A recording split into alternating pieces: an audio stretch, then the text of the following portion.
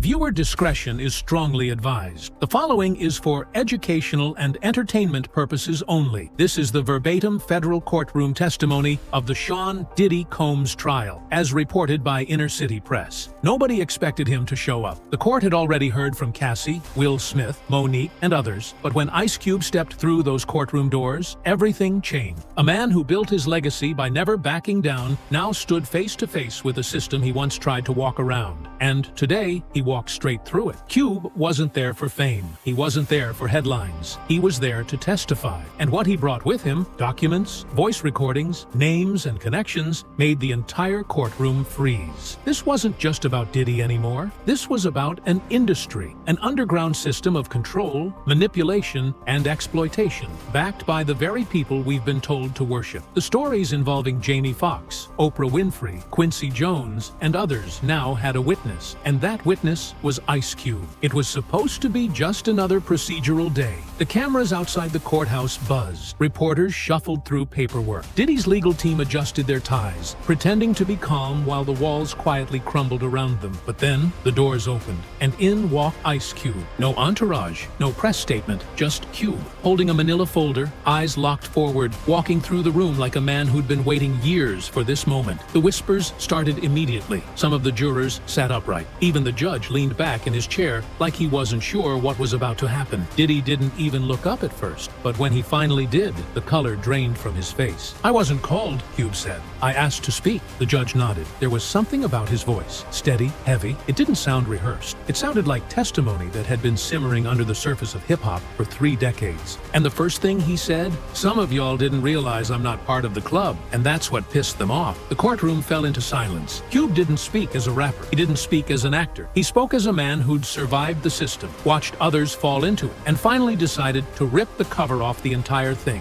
He began with the club, the one nobody names, but everybody knows, the insiders, the gatekeepers, the ones who smile on camera and control everything behind the curtain. "They don't want you in because they like you," Cube said. "They want you in so they can control you. And when you say no, that's when it starts." He looked toward Diddy, who was now visibly shaken. "That's when they start with the whispers, the canceled meeting, the bad press, the fake scandal, the calls you don't even hear them make." The courtroom hung on every word. Cube said he'd seen it happen over and over. Good people, real artists, brought in, offered a taste of the kingdom, and then told to kneel. They want you to sign the paper. They want you to play the part. And if you don't, they make sure you don't work again. And he made it clear Diddy wasn't just in the club. He was running it. He paused. The judge asked if he needed a break. Ice Cube shook his head. He turned back to the jury. "You want to know why I'm here?" he said. "Because they tried to break a man I respect, Jamie Foxx." You could hear the reporters' pens stop. Every eye in the courtroom shifted. Cube said it started the way it always does, with the illusion of friendship, the open invitations, the parties, the phone calls from people you never thought would have your number. Jamie was rising. Talent undeniable, energy unmatched. And that's when they circled. "First it's flattery," Cube said. "Then it's favors. Then it's control." He told the jury that Jamie Foxx confided in him more than once. Quietly, carefully, fearfully. "They bring you in like family, and if you play along, they call you brilliant. But if you don't," he let the silence answer. Cube testified about the infamous basketball parties, the no phones policy, the black SUVs, the strange guests. "It wasn't just basketball," he said. "It was a test. They wanted to see who you'd obey,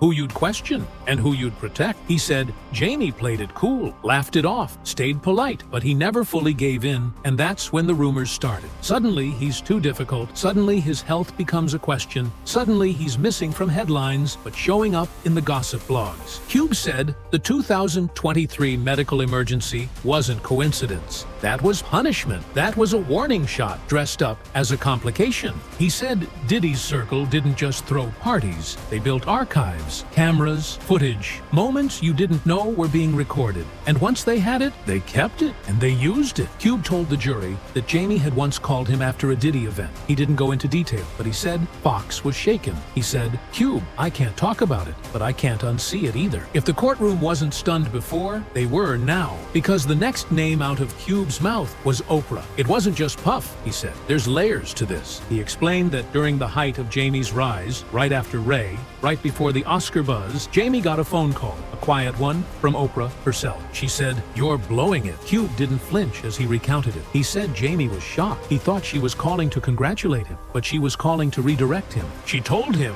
he needed to get it together. Then she told him she was taking him to someone who could help. That someone was Quincy Jones. Cube told the courtroom he didn't have to explain who Quincy was. Everyone in Hollywood already knows. He said Quincy has long been a shadow figure, celebrated on the surface, but feared behind the scenes. She brought Jamie to Quincy's house like it was an intervention, Cube said, but it wasn't healing, it was submission. He told the jury Jamie described it as the strangest night of his life. He said it felt like he was being prepped, like he wasn't being helped, he was being trained. Cube made it clear that what happened at Quincy's house that night wasn't something Jamie ever explained in full. But the look in his eyes when he tried to, that was enough. And then Cube leaned in closer. Oprah called it responsibility. Quincy called it legacy. But what they were really giving him was a leash. Cube said that after that meeting, Jamie started to change. Not because he wanted to, because he had to. He told me, "Cube, the only way to stay alive in this game is to pretend." And I watched that man pretend for years.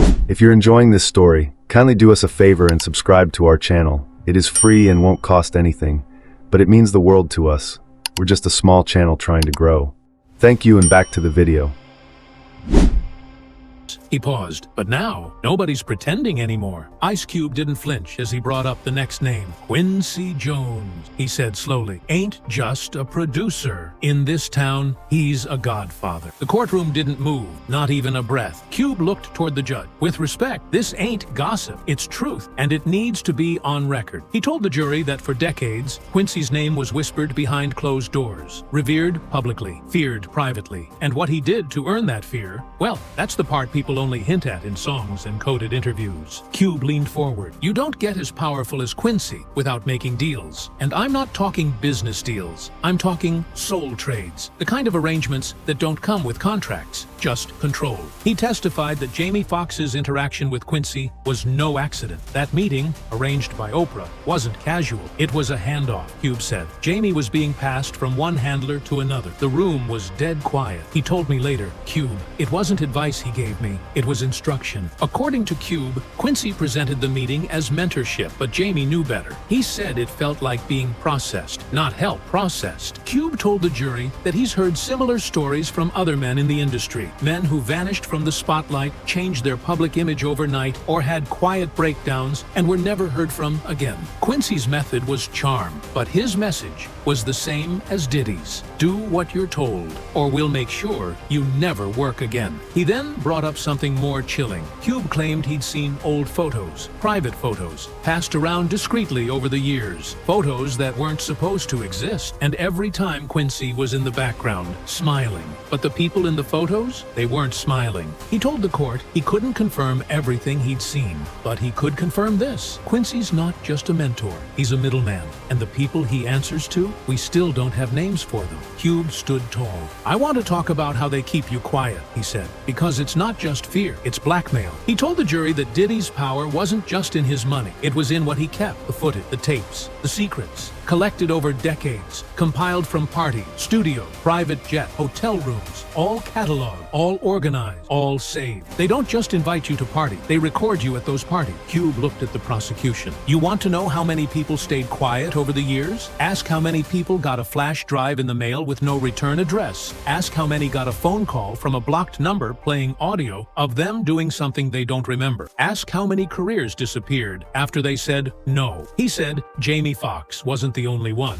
He knew at least 2 other actors who had been compromised at one of Diddy's infamous events. One of them called Cube personally, panicked, saying he couldn't remember anything past midnight, but woke up in a hotel with a contract on the table and photos on his phone that didn't belong there. Cube described how once they had you, you weren't free. You were theirs. That's why so many people smile through it. That's why they post pictures, laugh in interviews, do red carpets like nothing's wrong. Because if they don't, the archive gets unlocked. He testified that Diddy doesn't deliver threats directly. He lets his ecosystem do it. Publicists, journalists, execs, stylists. You won't hear it from him, you'll feel it from everywhere. And when someone tries to pull away, suddenly the gossip blogs turn on you. Old cases get reopened, old rumors get revived. Suddenly you're unstable, difficult, dangerous to work with. Cube said Jamie got hit with that exact smear campaign. Right after he started distancing himself, suddenly he's got health problems. Suddenly there's whisper campaigns that he's not reliable, that he's losing it. Nah, he was freeing himself, and they don't like when you run. Cube's voice dropped a little. He adjusted the mic, looked out at the jury. The courtroom had grown colder somehow, like the truth was sucking the air out of the room.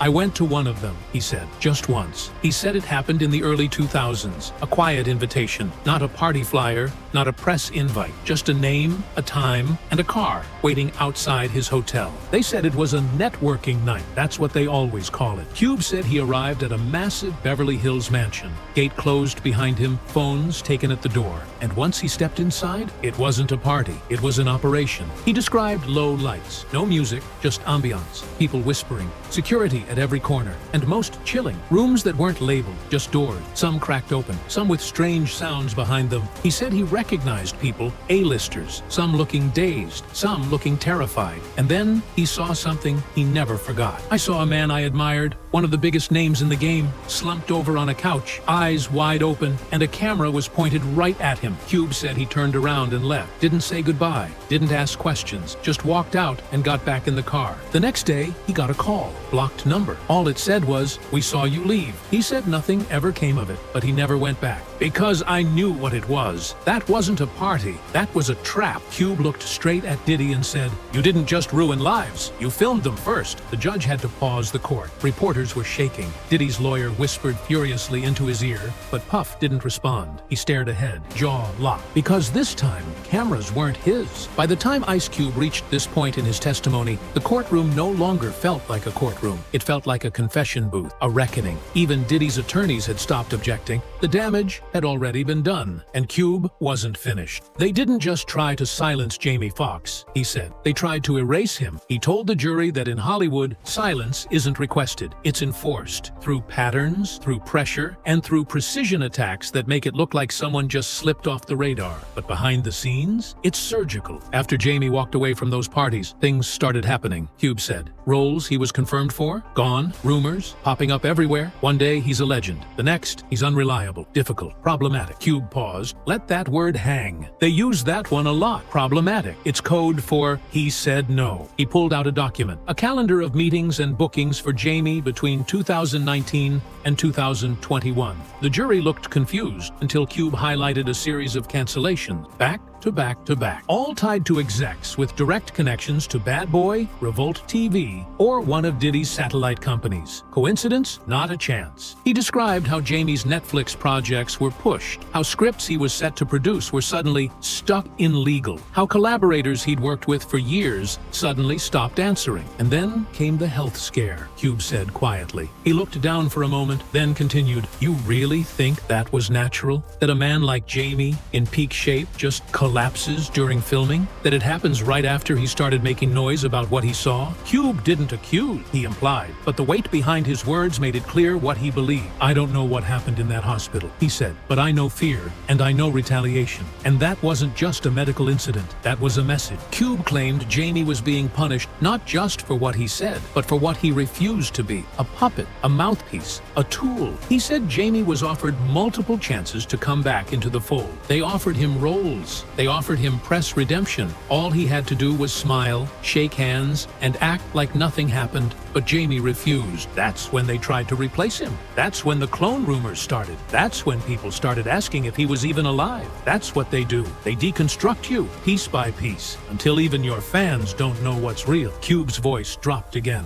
That's how they keep their power. Not with fear, but with erasure. "There's something y'all need to understand," Cube said, as the jury leaned forward. "This ain't about music. It's not even about parties. It's about culture engineering." He looked around the courtroom, locking eyes with the prosecution. "They don't just control what you hear, they control what you believe, what you fear, what you become." Cube explained that Hollywood, at least the version run by the club, is a machine, a system designed to weaponize identity, trauma, and rebellion, and sell it back to the people as entertainment. You think it's all freedom? all expression. Nah, it's scripted. Every album they push, every movie they fund, it's by design. He paused, then dropped the line that sent ripples through the room. The same people who push prison music own the prison. That quote, Cube explained, was one of the things Tupac tried to warn the world about before he was silenced, before he became too political, before he started talking about who really runs the industry. Cube testified that Diddy wasn't just a bad actor. He was a conduit, a chosen face, handpicked to glamorize the very lifestyle that destroys people. And anyone who didn't follow suit, they got no airtime, no marketing budget, no label support. You rap about building something, you get shelved. You talk about healing, you get labeled corny. Cube even alleged that artists with spiritual or anti-industry messages had their studios raided, their hard drives hacked, and their accounts frozen. The club didn't just want you entertaining, they wanted you obedient. He connected it back to Diddy's parties, said they were more than indulgent playgrounds. They were vetting rooms, places where artists were tested on camera. And if you played along, you were protected. But if you stepped out of line, you got framed or disappeared. He referenced a known singer who once refused to sign with Bad Boy after a party invitation. Within months, she was painted as unstable, dropped from her label, and quietly written out of every award show. You think that was her just being erratic?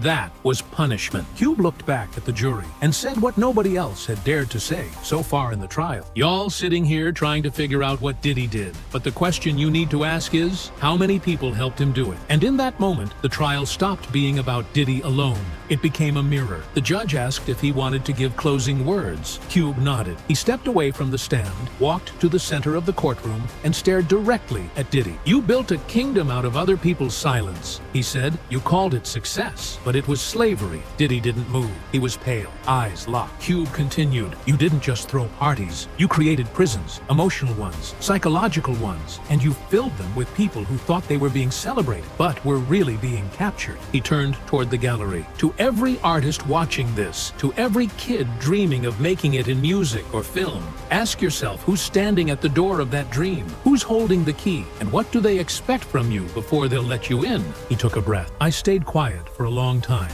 Because I thought I had to. Because I thought staying quiet made me safe. But you know what staying quiet does? He turned back toward the jury. It makes you a collaborator. He opened the folder he brought in, removed a photograph. This was me in 1991, bright-eyed, believing I could change the game, that I could make art without losing my soul. He held up the photo, then slowly tore it in half. That version of me didn't survive. But this version, the one who came here today, he ain't afraid of none of you anymore. He walked back to the stand, placed the folder down, and looked at the judge. I don't know what you'll do with all this, but now you know. You all know. He faced Diddy one last time. And you thought nobody would talk, that you had it all locked down. But now, the door's wide open. He stepped down, walked past the gallery, didn't look at the press, didn't look at the jury, and just before he exited, he turned his head slightly and said, "They didn't kill Jamie. They didn't kill me. They just made us louder." And with that, he left the courtroom. But what he left behind would echo forever.